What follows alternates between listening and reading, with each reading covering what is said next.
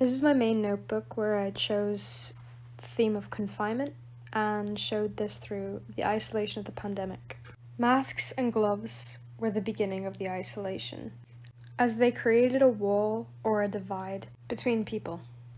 After that, I thought of media and how staying clean and washing your hands was very much so shoved in everyone's face at any chance, and how washing your hands had become stuck in everyone's minds as an everyday thought. From this, my mind went to being stuck on the thought of being unclean and how that can trap you in a mindset of needing yourself to be completely clean all the time.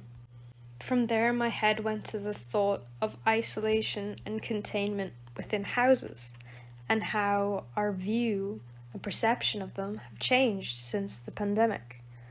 I wanted to show this by experimenting with color schemes and seeing how best to portray the loneliness that comes with isolation through color, which then brought me inside the house into the beginning of the pandemic when I went into hobbies that I used as a distraction from the fear of the outside world.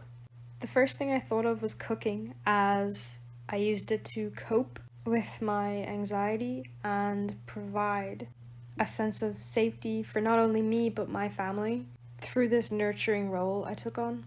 Though from there the theme kind of goes dark as the hobbies lose their effect. The theme really goes into isolation as there is no sight of it ending anytime soon.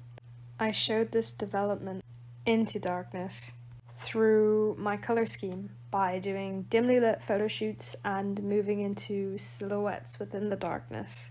And as that furthers, I go into how insular people become as they find comfort within the darkness. Through that, I went on to escape mechanisms and how dreams were the only things in color because they allowed us to escape from this reality. Within this study, I did dreamscape photo shoots as where I focused on brighter colors and creative backgrounds to add this fun alternative difference our lives were now lacking.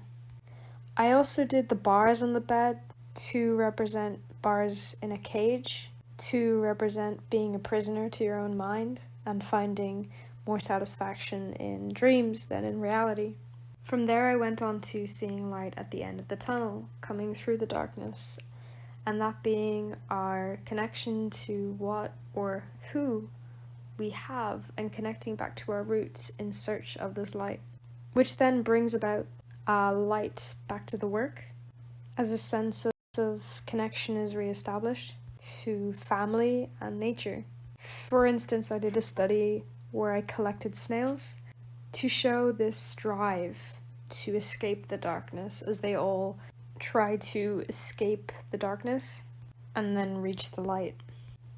Through this project, I took great inspiration from artist Edward Hopper, who focuses on the theme of isolation and the divide between people. I took inspiration from his color palette within his works, as it portrays a great sense of divide amongst people in emotions, and almost creates a sense of fear within his work that I learned to portray within mine to show the meaning behind my pieces. Thank you, that's the end of Notebook 1.